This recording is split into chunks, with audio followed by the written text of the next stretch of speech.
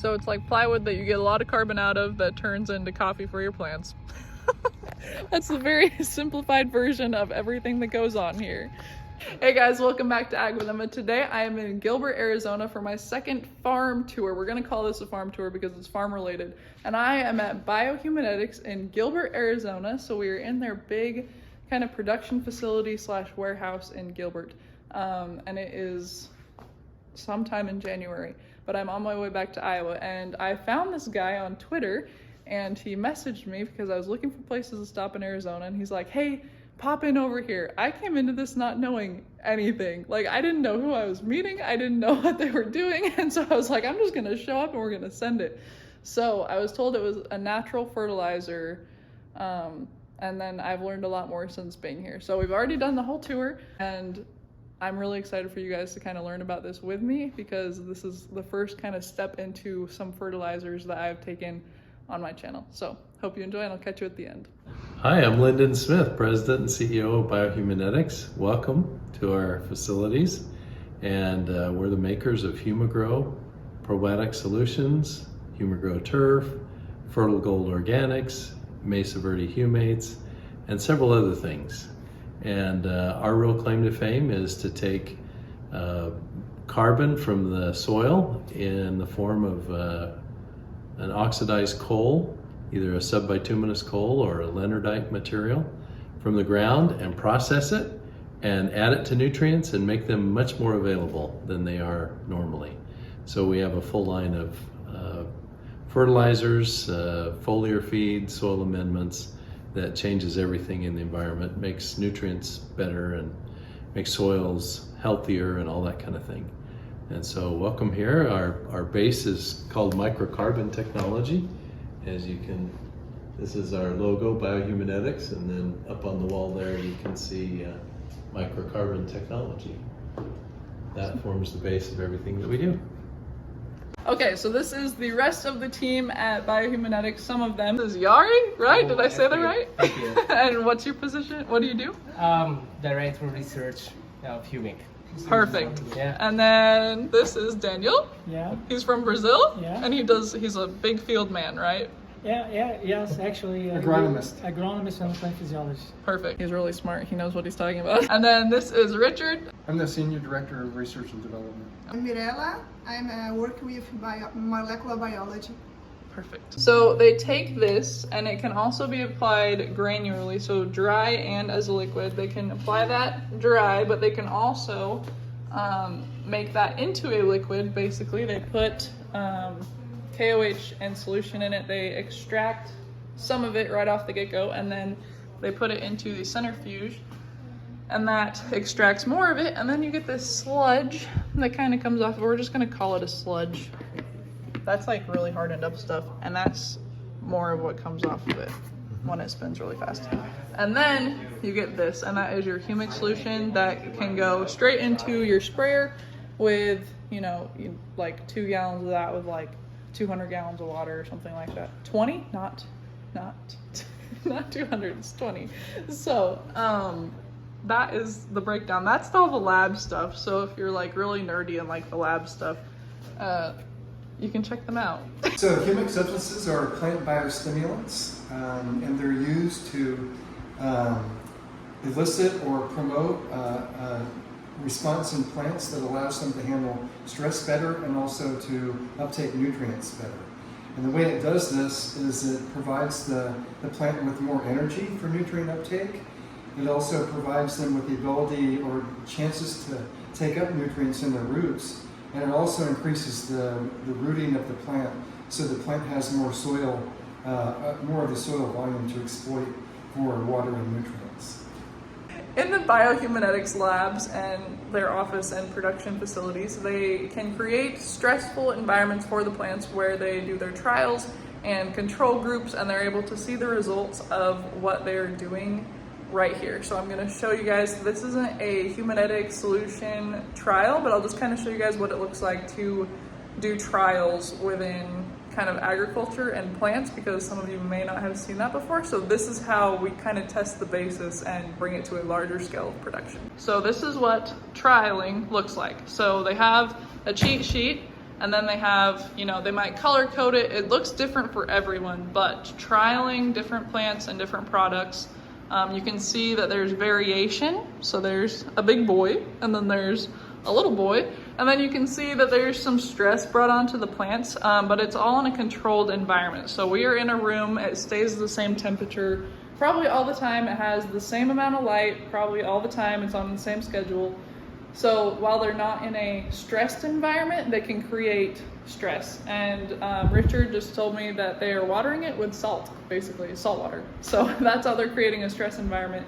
And other stress environments might be like too much water or not enough water. So a drought environment, it could be acidic soils or soils that aren't suited to grow plants and other things like that. Anything that you can think of that could cause it stress, they can stimulate within labs like this. So I just wanted to share a little bit about the biostimulant movement in the United States.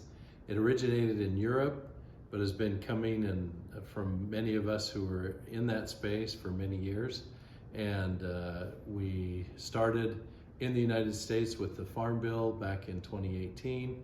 The movement started over 10 years ago. But anyway, we've just been rolling and trying to get biostimulants recognized as regulatory exemption to FIFRA, which is the EPA standard, and then being able to go from there to be recognized so that all the farmers can know what our claims are and how we're affecting the environment today. And so look forward to, today I can't tell you that we sell biostimulants, but tomorrow maybe I can. So we're a biostimulant company without being able to say we're a biostimulant company. So welcome. So this is the main office. It's like the production warehouse kind of thing. So it's Biohumanetics. That is the big old official sign. They've got some of their products over here. Maybe you guys recognize some of these. And we're gonna get into these a little bit more, how they're made, kind of what's in them, and what the goal and purposes of their company are. But I got a really cool mural on the wall as well. So this is kind of in the back of the warehouse. This is raw materials and package materials, process materials. You can see they're in these, I like to call them seed bags, because that's what I'm familiar with them being put in there. But you've got your ammonium sulfate, you've got zinc sulfate, but just goes to show that labeling is important, because if there's something in those bags that is not what it says it is, that can cause big oopsies. So the bottling process starts in this room. You can see the pallets of boxes back there, the boxes of bottles. They start back there. You've got a couple lined up already. It's late enough in the day that everyone's kind of gone home and it's not in working order anymore. But they come through here, get filled up. They go get a little lid on. Look at how cool that is. And then they go through there. Keep going down the line. What does this do? Seals. It seals them. Okay, perfect. I've never been around this stuff. Yeah. And then through this, what does that do? Labeler. Okay, that's the labeler. So lid, seal, label. And then they come over here to go get boxed. So we just saw the unfinished products over there in the seed bags. This is the finished products in boxes, and they're bottled up inside of those boxes, as you guys might be familiar with. A lot of the other chemicals come in the same sort of arrangements. And then you have more raw materials through here. So this is a bag of the soft coal. It's sifted before it's bagged up, and then they process it depending on the size. They combine it with everything and process it after it's bagged up. So that stuff came straight out of the ground, but then it's sifted so that they can more adequately handle it in their processing facilities. These are the blending tanks. We just saw all of the dry powder, and they basically what they do in the lab, but on a bigger scale here. So they're gonna put it into these tanks with liquid, and then it's gonna go through some processes, and then they're gonna actually send a sample from that mixture and from it being blended into the lab to make sure it doesn't have any quality control issues, and then they're able to bottle it up and get it out on the line. So we just took that video over there. Those are the holding tanks. These are storage tanks. This is some more blending tanks.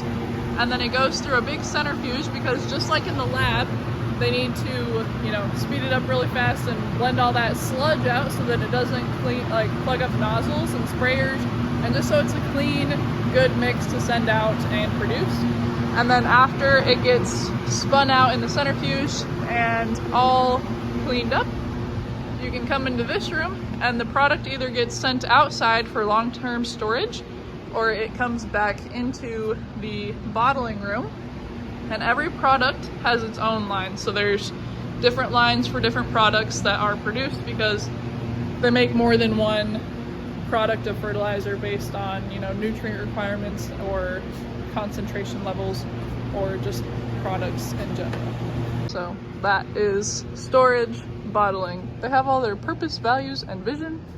I think that's important because companies that put that up are pretty solid most of the time when they have all their visions and missions up on the walls. That means they mean business. And then they make all of their labels in-house, so they don't have a bunch of labels sitting around that they aren't using. They all have it sitting right here, so they print them out as they're needed. That's a big old label maker machine. I've never seen one that big. And then they have, you know, the rolls that they got done using, but there's not labels sitting around that they're not using or unable to use because they print as they need it, so that is pretty cool. They're in 35 different countries. That's pretty cool. So if you remember in the lab, I showed you that flask of humic solution. This is that on a larger scale. So it just comes in a bunch of totes. These are chemical totes. And then from there, they have a bunch more. And so how I was talking about how they store it either outside or in the bottling facility, that's what we're gonna walk around over here to see.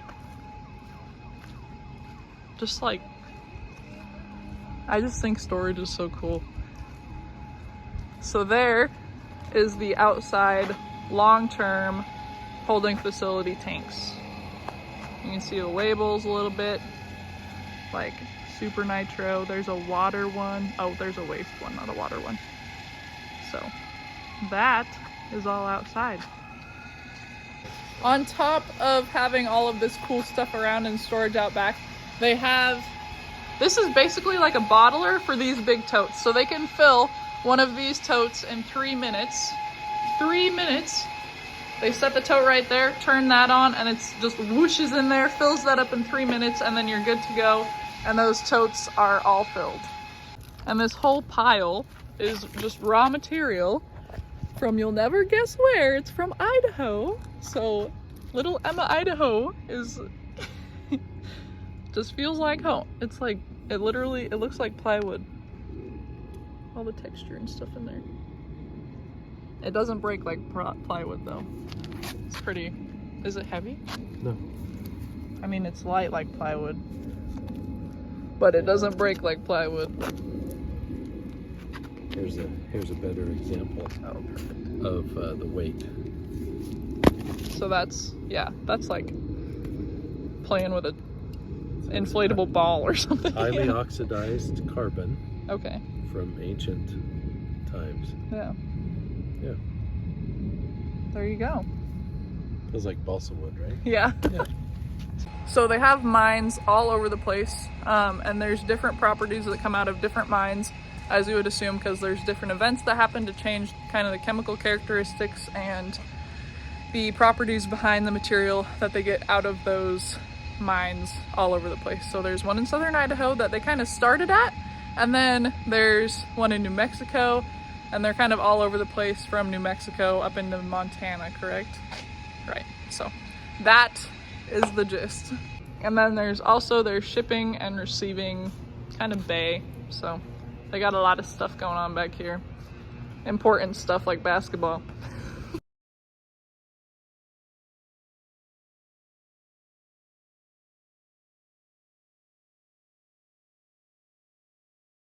Alright guys, that's all I have for you today. Remember, if you like this video, to subscribe so you catch more farm tours. I've got a lot coming down the line. Thank you guys for watching, and as always, hasta la pasta.